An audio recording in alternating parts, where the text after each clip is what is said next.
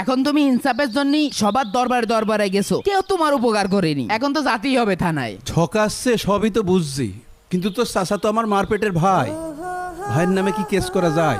আব্বা এখন তুমি বাইসে আসো, তুমি যদি জমি জমা ঠিকভাবে না বুঝোই দাও তাহলে তুমি মরে গেলি বড় চাচা তো আমার মেরেই ফেল দেবে না। সবই তো বুঝলাম, কিন্তু সে জমি দেখছে না, এখন কি তার সাথে আমি মারামারি করব? আমি তো মারামারি করার কথা করছি না।